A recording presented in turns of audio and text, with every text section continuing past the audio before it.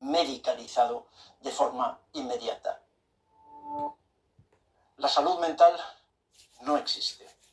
Y sin embargo, llevamos escuchando hablar de salud mental todos los días durante los últimos años. Cuando yo digo que no existe la salud mental, o cuando digo que la ansiedad no existe, o que la depresión no existe, estoy simplemente señalando que el sufrimiento de estas personas, que es indiscutible, que es tremendo, terrible, no necesariamente tiene que ser convertido en un diagnóstico psiquiátrico y mucho menos en ser medicalizado de forma inmediata.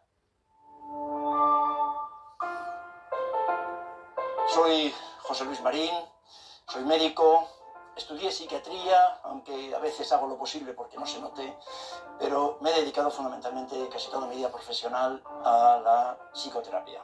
He tenido la fortuna de que miles de personas han confiado en mí para contarme su historia, para contarme su dolor, para compartir su sufrimiento, y he tenido la posibilidad de constatar cómo en muchas ocasiones ese sufrimiento estaba simplemente etiquetado en forma de diagnóstico psiquiátrico y con demasiada frecuencia, para mi gusto, tratado farmacológicamente. No podemos separar los fenómenos mentales de los fenómenos corporales y desde luego de los fenómenos sociales. No se puede separar de ninguna manera, ¿no? De ninguna manera. Hablamos mucho de trastornos mentales actuales. Han aumentado los trastornos mentales en este momento, al menos desde que yo llevo la práctica médica, ¿no? De hace casi 50 años. Pues no estamos seguros de eso. De lo que sí que estamos seguros es de que lo que estamos mucho mejor en la Edad Media que ahora, o justo quizás en la posguerra española. No. Lo que sí vivimos es una pandemia de diagnósticos. Ahora se diagnostica de trastorno mental mucho más que cuando yo empecé a ver pacientes. Eso sin duda. Esto es un fenómeno que me preocupa mucho, que nos preocupa mucho a muchos de nosotros, claro, que es el fenómeno de la psiquiatrización de la vida cotidiana. Hasta dónde estamos convirtiendo entonces en trastornos mentales respuestas que son absolutamente normales. Que una persona tenga ansiedad frente a cierta situación de su vida cotidiana, ¿no?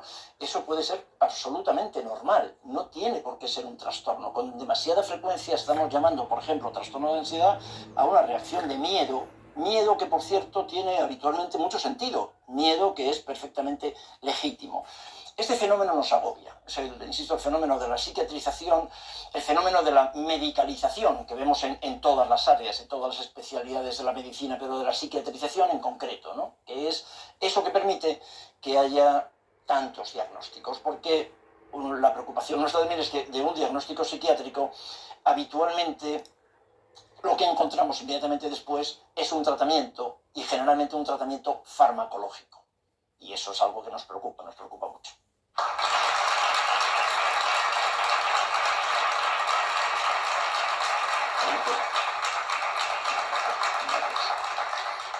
Hola José Luis, soy Lourdes Huesca, me dedico a hacer programas de bienestar corporativo hace 20 años. Y a mí me gustaría preguntarte, ¿qué es la tristeza y qué es lo que pasa en nuestro cerebro cuando la estamos sintiendo? Ah, qué bien, qué bonito, ¿no? Qué interesante. Mira, para continuar con lo que comentábamos antes, la tristeza es un ejemplo de emoción que puede ser psiquiatrizada. La tristeza es una emoción fantástica. Con demasiada frecuencia escuchamos, y lo habéis escuchado todas y todos, ¿no?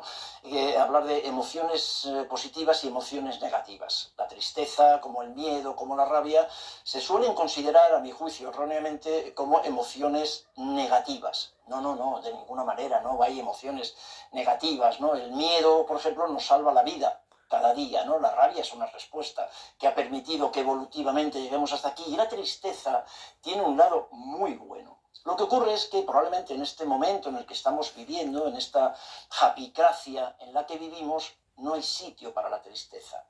No hay sitio para la tristeza, pero la tristeza es una emoción fantástica, tiene un lado muy brillante, tiene un lado muy positivo. Por ejemplo, es la emoción que te permite pararte, callarte, tomar conciencia, hacer autocrítica, reflexionar. Nosotros siempre decimos que nuestros pacientes llegan a la consulta desde la tristeza. Rara vez lo hacen desde la rabia o desde el miedo, tampoco desde la alegría o el amor, lógicamente, ¿no? Vienen desde la tristeza, ¿no? Con esa capacidad para hacer autocrítica. La tristeza es, insisto, una emoción fantástica. ¿Qué ocurre?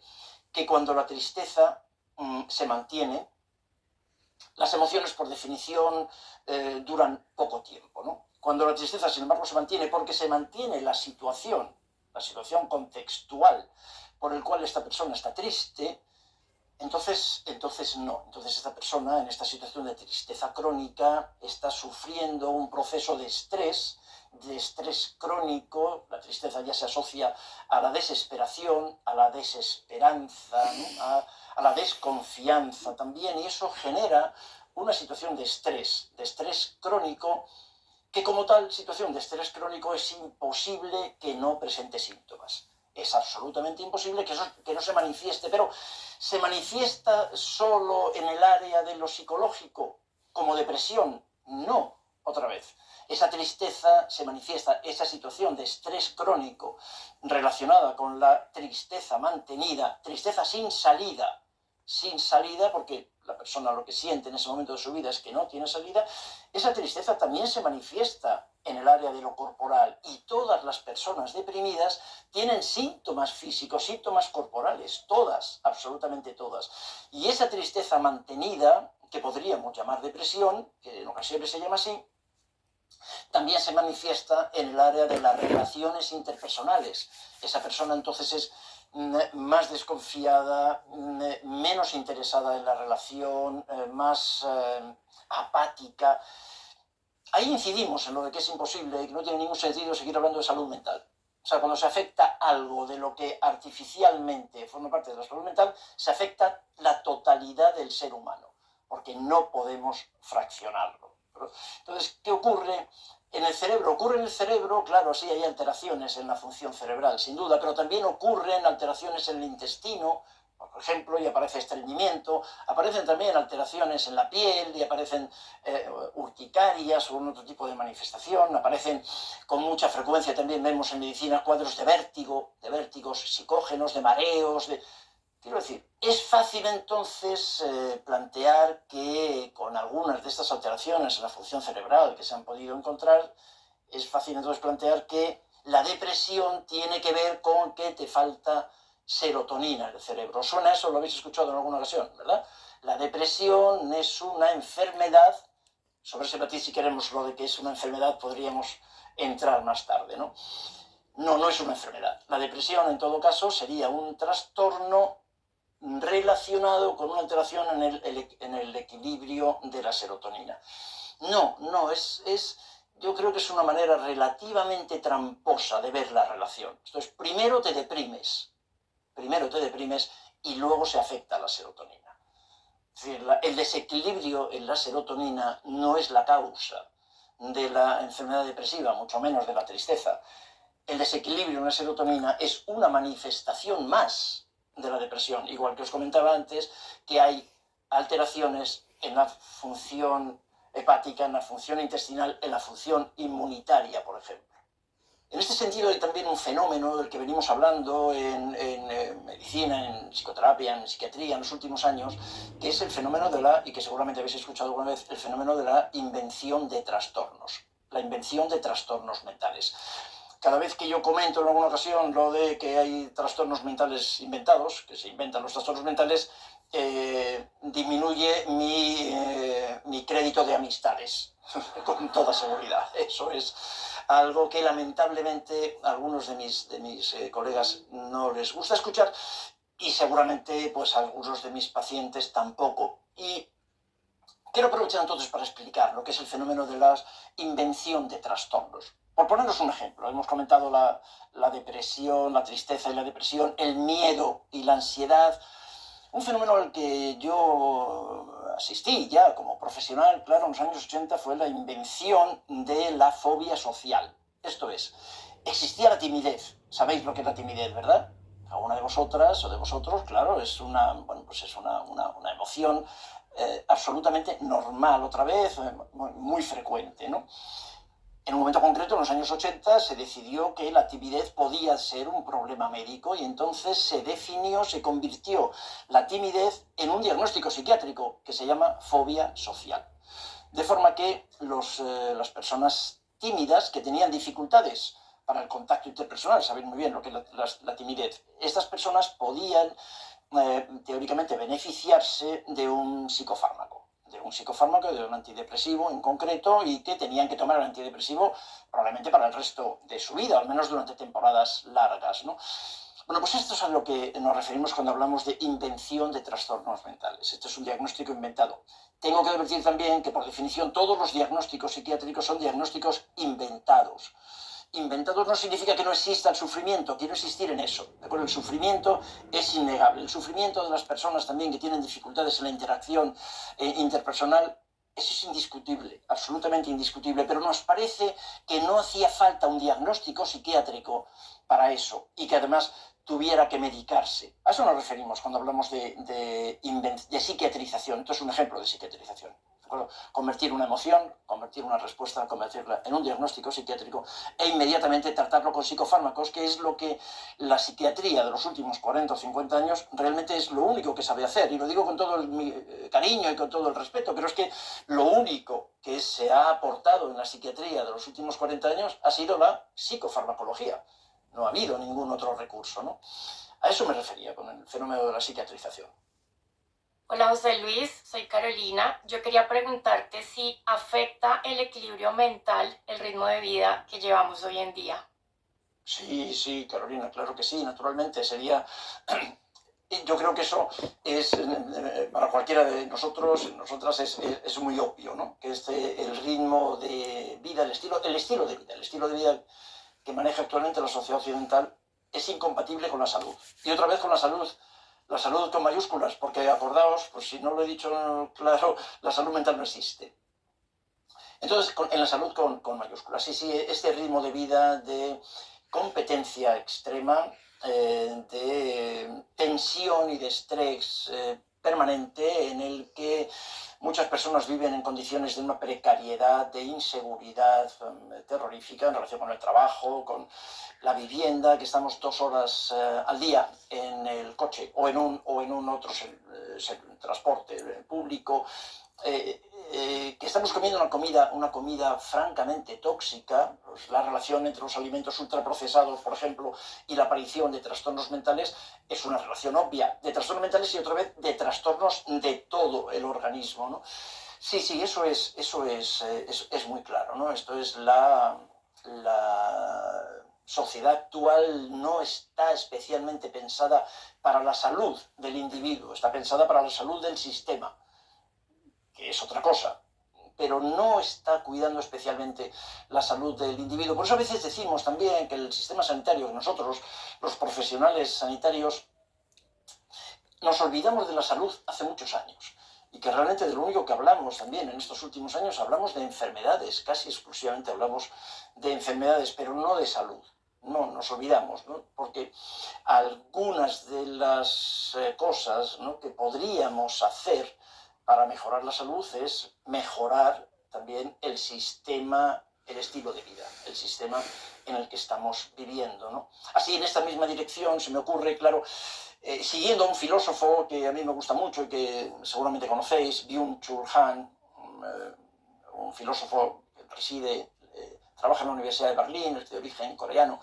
Byung-Chul Han habla de la sociedad del cansancio. Realmente lo que estamos viendo es, él dice, ¿no?, ni deprimidos ni tristes, simplemente estamos cansados. Estamos agotados. Esta tristeza también de la que hablábamos antes, ¿no?, esta tristeza repetida, mantenida, sin salida, mezclada a su vez con miedo y desde luego con rabia, ¿no? No estás deprimido, estás rabioso. Y el hecho de estar rabioso probablemente es sano. Lo que ocurre es que nuestro sistema, el que hemos construido entre todos, cuando hablo del sistema no me quiero colocar fuera, no deberíamos colocarnos fuera. Es un sistema social en el que todos hemos contribuido para estar así, ¿no? El sistema se maneja mucho mejor con deprimidos que con revolucionarios. ¿Qué hemos hecho?